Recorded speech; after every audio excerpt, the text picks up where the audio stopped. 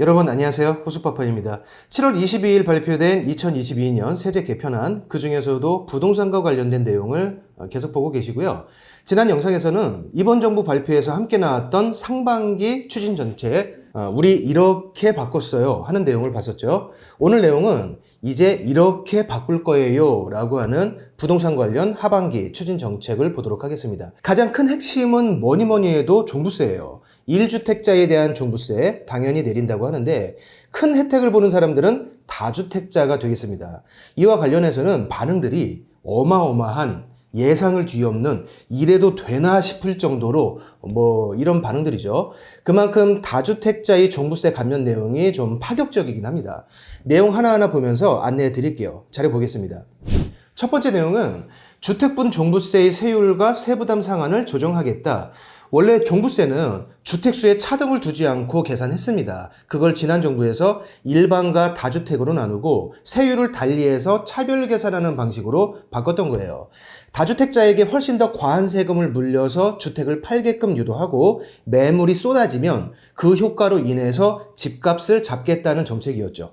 결과적으로는 실패했지만 당시에 이런 정책이 나왔던 이유는 주택보급률이 100%를 약간 넘기 때문에 다주택자의 매물을 토해내게 해서 집값이 떨어지면 전 국민이 한 가구당 한 개씩 가져도 집이 좀 남는다, 이런 논리였습니다. 주택 보급률을 계산할 때는 다 쓰러져 가거나 재건축이 필요한 노후 주택들도 포함되기 때문에 그냥 숫자 노름일 뿐이었지만 초반에는 이 논리가 영향을 많이 미쳐서 공급을 신경 안 쓰는 정도가 아니라 주택을 공급하고 분양하면 주변의 집값이 들썩인다는 이유로 오히려 주택 공급을 막는 정책을 펼쳤죠. 중반 이후에 들어서면서 다시 공급 정책으로 돌아섰어요. 좌우간 이렇게 다주택자를 따로 떼어서 세율을 높게 계산했는데 종부세는 세율만으로 계산되는 것이 아니죠. 지난 시간에 말씀드렸던 또 다른 요소 중에 공정시장 가액 비율이란 것이 있었죠. 기본적으로 공시가를 계속 올리면서 동시에 공정시장 가액 비율도 올리고 더불어 세율까지 계속 올리니까 이 세 가지가 시너지 작용을 하면서 다주택자들의 종부세는 기하급수적으로 올라갑니다.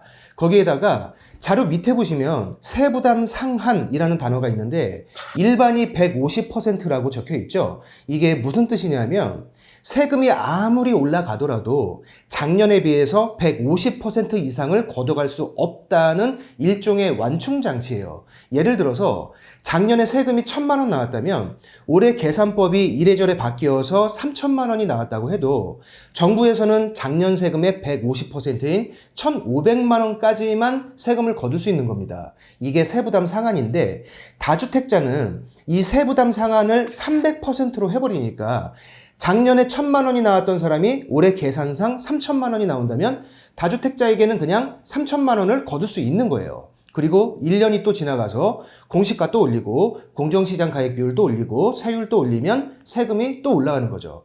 이렇게 2년 정도가 지나니까 다주택자들 입장에서는 세금으로 벌을 준다, 징벌적 세금이라는 얘기가 나왔던 거죠. 이번 정부에서는 이걸 과거 시점으로 되돌리겠다는 겁니다. 2018년까지의 방식대로 일반과 다주택을 구분하지 않고 그냥 과세 표준에 따라서 같은 세율을 먹이겠다는 것이죠. 총 합계 금액이 높은 사람이 더 높은 세금을 내는 것으로만 하겠다. 숫자에 연연하지는 않겠다. 그리고 다주택자의 세부담 상한도 똑같이 150%를 적용하겠다. 또 하나, 지난 영상에서의 얘기지만 올해 100%로 예정되어 있던 공정시장 가액 비율, 이걸 법에서 정한 최저 한도인 60%로 낮췄죠. 세율뿐만 아니라 이 모든 것을 종합하면 1주택자의 종부세는 꽤 낮아지고 다주택자의 종부세는 엄청나게 낮아진다. 자, 그런데 여기에는 논란이 좀 있어요. 다주택자에게 이렇게까지 과하게 세금을 경감해 주는 것은 부적절하다, 이런 의견이 있고요. 다른 쪽에서는 과한 혜택이 아니라 최근 몇 년 동안 죄 없이 당했던 것을 과거의 정상이었던 시절로 되돌리는 것이다, 이런 의견이 있습니다.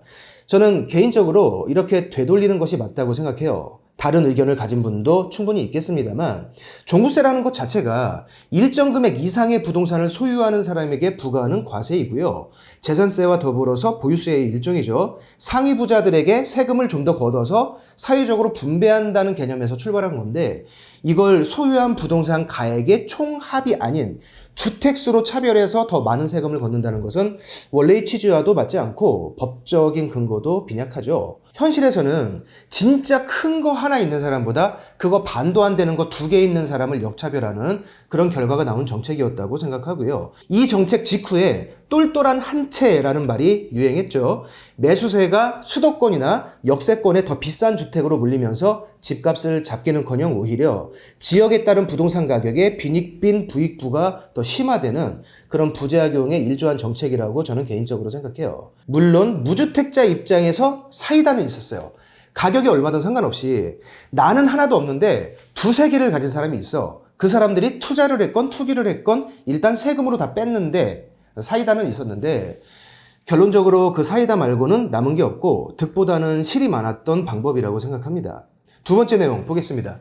두 번째는 주택분 종부세를 계산할 때 공제금액을 올려준다는 겁니다. 종부세는 일종의 부자세이죠. 그동안 공시가격이 많이 올라갔는데 그걸 감안해서 일반적으로는 인당 6억 원 공제인 것을 9억 원으로, 1주택자는 11억 원 공제해서 12억 원으로 이렇게 공제금액을 내년부터 올려준다는 거예요.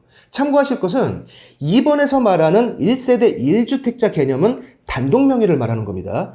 1주택이라고 해도 부부 공동 명의일 경우에는 1번에 해당되는 거예요. 종부세에서 기본공제는 가구수가 아니라 인당 계산하기 때문에 하나의 주택을 부부가 공동으로 소유할 경우에는 각각 6억 원씩 총 12억 원 공제되는 것을 내년부터 각각 9억 원씩 총 18억 원 공제한다는 얘기입니다. 종부세 기본공제에서 얘기하는 1세대 1주택자의 개념은 좀 다르기 때문에 혼동하시면 안 돼요. 자, 그러면 일반은 6억에서 9억 원으로 3억 원이 늘어났는데 1주택자는 상대적으로 큰 혜택이 없는 것처럼 보이죠. 11억에서 12억으로 1억 원 늘어나죠. 그래서 다음에 보시면 1가구 1주택자에 대해서는 내년이 아닌 올해 한시적으로 3억 원의 특별공제를 더 해준다는 내용이 있어요. 그러면 1가구 1주택자는 올해 11억 원 공제해서 3억 원이 더해지니까 총 14억 원이 공제되는 효과가 있는 거죠. 거기에 공정시장 가액 비율도 내려갔고요. 올해는 급한 대로 한시적으로 이렇게 해주고 하반기에 세법의 손을 계속대면서 내년부터는 입법을 통해서 종부세를 정상화하겠다는 겁니다. 다음 네 번째가 종부세 납부를 유예해 주겠다는 건데요. 언제까지? 상속, 증여, 양도시까지. 고령자하고 장기 보유자가 대상입니다. 다는 아니겠지만 고령자는 은퇴 후에 현금 유동성이 부족한 경우가 상대적으로 많을 테고요. 장기 보유자라면 이분들도 나이가 좀 있으신 분들일 수 있죠. 요즘은 은퇴가 빠른 시기이면서도 또 은퇴 후에 개업을 하면 잘 망하는 시기예요. 결론은 나이 먹고 가진 게 집 한 채이면서 현금이 많지 않은 사람들, 기타 수입이 가족 생활비를 크게 웃돌지 않는 사람들, 최근 올라간 종부세로 어려움에 처한 사람들이 있다. 특정 요건에 해당되면 종부세 납부를 미뤄주겠다. 4가지 요건이 있습니다. 넷 중 하나가 아니라 4가지 다 해당 사항이 있어야 합니다. 첫째는 60세 이상이거나 5년 이상 보유했을 것. 둘째는 1세대 1주택일 것. 셋째는 총급여 7천만 원 이하, 종합소득 금액은 6천만 원 이하일 것. 넷째는 종부세 금액이 100만 원 초과일 것. 이 4가지에 모두 해당되는 사람은 상속, 증여, 양도시까지 종부세 납부를 유예해 준다. 다섯 번째가 일시적 2주택자에 대한 종부세 특례. 일시적 2주택에 대해서는 취득시나 양도시에 일정 부분 혜택을 주고 있었는데 종부세에서는 별다른 게 없었죠. 이제는 종부세에서도 예외적인 상황은 1세대 1주택으로 인정해 준다는 겁니다. 지금 보시는 표 안에 있는 내용이에요. 첫째가 이사 등으로 인해서 일시적 2주택이 된 사람이 2년 안에 종전주택을 양도하는 경우. 둘째가 상속받은 지 5년이 안 된 주택 중에서 일정한 요건을 갖춘 경우. 셋째가 공시가 3억 원 이하의 지방 저가주택. 이런 경우에는 종부세에서도 1주택으로 취급해 준다. 그런데 여기서 오해가 많이 발생할 수 있을 것 같아요. 이런 경우에 종부세에서도 1세대 1주택으로 쳐준다는 것은 1주택자에 대한 공제금액 계산 등에서 1주택자로 취급해준다는 것이지 주택 하나가 아예 없는 것으로 치는 건 아닙니다. 내용에 보시면 주택 수에서는 제외하지만 과세 표준에서는 합산해서 과세한다고 명시되어 있으니까 이 부분 혼동하시면 안 될 것 같습니다. 자, 여기까지가 부동산 세금과 관련해서 하반기에 추진하겠다는 7가지 내용 중에 종부세에 대한 내용입니다. 7가지 중에 무려 5가지가 종부세 얘기예요. 최근 2, 3년 동안 급속도로 오른 종부세를 이번 정부에서 어떤 생각으로 바라보는지 이해되시죠? 다만 지난 영상에서 말씀드렸듯이 이건 현재 정부의 희망사항이고요. 대부분은 국회를 통과해야 가능한 이야기들인데 현재 국회는 민주당이 다수당이죠. 그리고 민주당 정권 시절의 부동산 정책을 완전히 실패한 정책으로 판단하고 그 이전에 과거 시점으로 되돌리려는 시도들이에요. 곧바로 국회의 협조를 받는 것은 난항이 예상되기 때문에 시간이 좀 걸린다거나 아니면 좀 변형된 형태로 추진은 추진이지만 최종본은 달라질 수 있다. 참고하시기 바랍니다. 자, 2022년 세제 개편안 내용 중에서 부동산과 관련된 내용은 이게 끝이 아니죠. 임대사업자와 임대소득에 대한 세제 개편 내용이 또 있어요. 잠시 끊고 다음 영상에서 나머지 내용들을 안내해 드리겠습니다. 다음 시간에 뵐게요. 고맙습니다.